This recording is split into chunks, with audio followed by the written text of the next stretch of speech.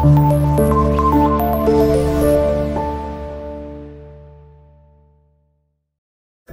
वालेकुम स्टूडेंट्स, आज का जो हमारा टॉपिक है 10th क्लास कंप्यूटर का, that is nested selection structure. इससे रिलेटेड कुछ की पॉइंट्स हैं कि इसमें नेस्टेड स्ट्रक्चर क्या होता है उसके बारे में पढ़ेंगे और फिर उसका यूज पढ़ेंगे कि इस सिलेक्शन स्ट्रक्चर को नेस्टेड के तौर पे हम कैसे इस्तेमाल कर सकते हैं। इसमें जो इफ एल्स की कंडीशन हम यूटिलाइज करते हैं वो कैसे उसको इस्तेमाल किया जाएगा प्रोग्राम्स के अंदर, वो इंशाल्लाह हम डिस्कस करेंगे। और ये नेस्टेड सिलेक्शन स्ट्रक्चर कैसे बनता है हम इसके बारे में डिस्कस करेंगे आज इंशाल्लाह। तो स्टार्ट करते हैं स्टूडेंट यहाँ से। अब स्टार्ट कर रहे हैं जी कि नेस्टेड सिलेक्शन स्ट्रक्चर क्या है। फर्स्ट ऑफ ऑल मैं फिर से एक बार सिलेक्शन स्ट्रक्चर को डिस्कस करना चाहूंगा कि नेस्टेड स्ट्रक्चर क्या होता है जी, सिलेक्शन स्ट्रक्चर क्या होता है। A control statement that is used to select और decide that which part of a program will execute. एक ऐसा स्टेटमेंट, एक ऐसे स्ट्रक्चर कि जो किसी भी प्रोग्राम के अंदर कोई स्पेसिफिक पार्ट जो है उसको रन करने के लिए जब हम डिसीजन लेते हैं कि भाई मेरे पास अगर फर्स्ट किया एक प्रोग्राम है तो उस प्रोग्राम के अंदर मेरे पास अगर दो पोर्शन है, फॉर एग्जांपल मेरे पास एक पोर्शन ये है number 1 and that is number 2, तो अगर इन दोनों में से मैंने कोई एक जो है अगर इनमें से एग्जीक्यूट करवाना है तो डेफिनेटली मैं डिसाइड करूंगा कि भाई नंबर 1 चलना चाहिए या नंबर 2 चलना चाहिए। तो ऐसी स्टेटमेंट्स को हम लोग इसके लिए जो स्टेटमेंट इस्तेमाल करते हैं ऐसा काम करने के लिए हम जो कोड इस्तेमाल करेंगे उसको सिलेक्शन स्ट्रक्चर कहा जाता है, जो हम डिटेल से पढ़ चुके हैं प्रीवियस लेक्चर्स के अंदर। अब हम बात करेंगे कि नेस्टेड सिलेक्शन स्ट्रक्चर क्या होता है, यानी कि मल्टीपल कंडीशंस को कैसे इस्तेमाल किया जा सकता है उसके बारे में। तो ठीक है जी, नेस्टेड सिलेक्शन स्ट्रक्चर के अंदर क्या होगा, मल्टीपल इफ एल्स को इस्तेमाल किया जाएगा। सॉरी ये शॉर्ट कर लेते हैं। तो मल्टीपल इफ एल्स को यूज किया जाएगा इसके अंदर, और इसके अलावा हम लोग जो है एक कंडीशन इफ से रिलेटेड होगी, यानी कि एक तो आप कंडीशन लगा देते हो इफ के साथ, उसके बाद आप लोग देखेंगे कि अगर ये कंडीशन ट्रू नहीं होती, इफ की कंडीशन नहीं चलती, तो फिर डेफिनेटली हमारे पास एक अलग पोर्शन होता है एल्स का, फिर हम एल्स के कोड को एग्जीक्यूट करवा लेते हैं। लेकिन अगर स्टूडेंट हमारे पास एल्स के अलावा भी ऑप्शंस है, यानी कि हमारे पास जस्ट 2 ऑप्शंस नहीं है, मैं यहां पे इसका फ्लो चार्ट ड्रॉ कर देता हूं। फॉर एग्जांपल हमारे पास ये एक डायमंड सिंबल है, इस डायमंड सिंबल के अंदर ये हमारे पास ट्रू साइड है और ये हमारे पास है जी फॉल्स साइड, कि भाई अगर कंडीशन ट्रू होगी तो ये वाली साइड चलेगी, कंडीशन फॉल्स होने पे ये वाली साइड चलेगी। लेकिन देखें अगर कंडीशन फॉल्स होती है, ट्रू होने पे तो डेफिनेटली ये कोड चल गया, जो कोड एसोसिएट कर रहा है किसके ट्रू साइड के साथ वो तो रन कर लिया जाएगा। लेकिन अगर कंडीशन फॉल्स होती है तो हमारे पास फर्दर कुछ ऑप्शंस हैं। जैसे परसेंटेज का हमने एक प्रोग्राम किया था कि अगर तो स्टूडेंट की परसेंटेज 80 से अबव है तो हम क्या शो करवाएंगे कि जी वो बंदा ए ग्रेड के साथ पास हुआ। लेकिन अगर वो 70 या 60 या 50 की कैटेगरी में आ रहा है तो फिर तो 3 ऑप्शंस हमारे पास फर्दर और भी थी। ऐसी सिचुएशन में हम लोग क्या करते हैं, हम लोग फॉल्स साइड पे फिर एक डायमंड सिंबल बनाते हैं जब उसका फ्लो चार्ट ड्रॉ करना होता है कि भाई अगर तो परसेंटेज 80 से अबव नहीं है तो फिर डेफिनेटली वो 70 की रेंज आ जाएगी।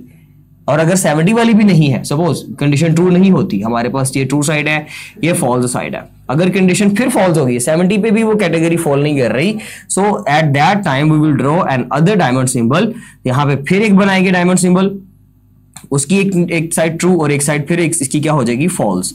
लेकिन अगर ये 60 की कैटेगरी में भी नहीं चल रहा तो इसी तरह से हम इसको बढ़ाते देंगे, किसी एक कंडीशन पे जाके इसको फॉल्स करके खत्म कर देंगे हम। तो इसमें बेसिकली ये सिनेरियो होता है कि कंडीशन जस्ट ट्रू होना जरूरी नहीं है, कोई और भी कैटेगरी में फॉल कर सकता है। इसलिए हम लोगों ने यहाँ पे क्या करना होता है, इफ के बाद हम एल्स इफ का कोड करेंगे। ये मल्टीपल टाइम होगा डेफिनेटली, 1 2 3 4 जितनी भी कंडीशन हैं, जैसे यहाँ पे 3 दफा किया हमने। लेकिन अगर फाइनली ये फिर भी इनमें से भी कोई कंडीशन नहीं चलती, ये भी नहीं चलता, ये भी नहीं चलता, एट दैट टाइम हम लोग एल्स को रन करवा लेंगे। सो ये इसका होगा बेसिकली जो स्ट्रक्चर होने वाला है। मैं स्ट्रक्चर फिर भी इसको अच्छे तरीके से यहाँ पे मेंशन भी कर देता हूँ कि जी आपके पास क्या स्ट्रक्चर होने वाला है। तो इसके लिए जो हमारा स्ट्रक्चर होगा ये इसको जरा कंप्लीट कर देते हैं। तो स्ट्रक्चर क्या होगा हमारे पास,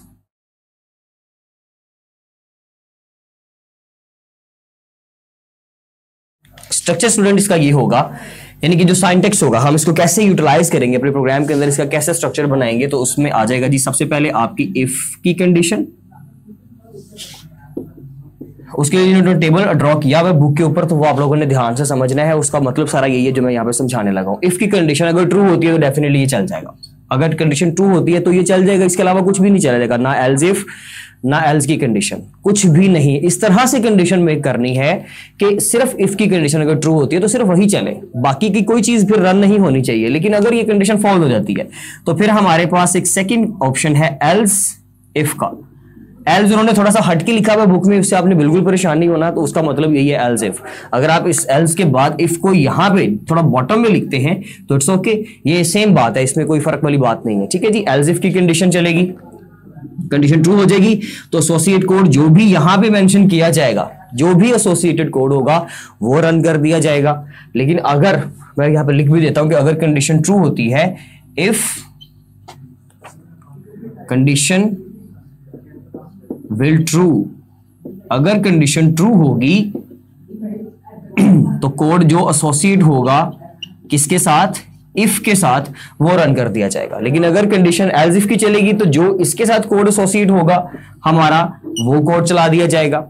और अगर ये भी नहीं चलता तो एक और एल्स इफ की स्टेटमेंट बना लेते हैं, इसी तरह से वो कोड चला दिया जाएगा अगर वो कंडीशन ट्रू होती है। और अगर वो भी नहीं होती तो लास्ट पे हम लोग एक एल्स की कंडीशन लगा देंगे जो कि लाजमी तौर पे चलेगी। अगर इनमें से कोई भी नहीं मतलब इनमें से कोई भी नहीं चला तो डेफिनेटली फिर वो तो चलनी ही चलनी है। तो इसके लिए मैं आपको एक कोलैबोरेशन भी दिखा देता हूं कि वो कौन सी हो सकती है, कैसे ये बेसिकली इसका फ्लोचार्ट काम करता है, तो वो जरा आप देख लीजिए स्क्रीन के ऊपर। तो ये स्टूडेंट आप स्क्रीन के ऊपर देख सकते हैं कि सबसे पहले हम लोगों ने स्टार्टिंग में एक डायमंड सिंबल यूज किया और उस डायमंड सिंबल के साथ हमारे पास जो है वो कंडीशन जो भी डेफिनेटली काम करेगी। एक साइड पे हमारे पास ट्रू साइड आ रही है, एक साइड पे फॉल्स साइड आ रही है। अगर कंडीशन ट्रू होती है तो क्या पता कंडीशन ट्रू होने पर भी आप लोग उसको फर्दर किसी कैटेगरी में फॉल करवाना चाहते हैं। फॉर एग्जांपल जैसे हमने अभी 80% की बात की थी कि अगर 80% से अबव होता है तो उसका ग्रेड हम डिसाइड नहीं करते। सपोज हम कहते हैं जी कि अगर 80% से अबव है ना तो फिर फर्दर एक कंडीशन चेक करेंगे क्या वो 90 से भी अबव है। अगर तो 90 से अबव है तो उसको A+ ग्रेड असाइन करें, और अगर वो 90 से बिलो है, 80 से तो ऊपर है ही लेकिन 90 से बिलो है तो फिर हम उसको A कैटेगरी में फॉल करवा देंगे। तो ये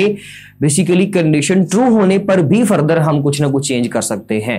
तो यहां पे कंडीशन ट्रू होने पे फर्दर एक डायमंड सिंबल लगाया गया। जब आप फर्दर एक डायमंड सिंबल यूज करते हो तो उसको बोलते हैं नेस्टेड सिलेक्शन स्ट्रक्चर या नेस्टेड कंडीशन। ओके, उसमें फिर हमारे पास दो कंडीशन होंगी, एक इफ की एक एल्स की, और उसके बाद हमारे पास अगर फॉल्स साइड पे चले तो फॉल्स साइड पे भी इसी तरह से एक कंडीशन है जी हमारे पास। अगर फॉल्स हुई है उसमें फर्दर हमने देख लिया कि भाई अगर 80 से बिलो आता है, कंडीशन फॉल्स हो जाती है, 80 से ऊपर नहीं जा पा रहा, तो फिर 70 या 60 पे चेक करने के लिए हम फर्दर एक डायमंड सिंबल यूज करेंगे। उसके अंदर फिर दो कंडीशंस होंगी, एक इफ की होगी एक एल्स की होगी।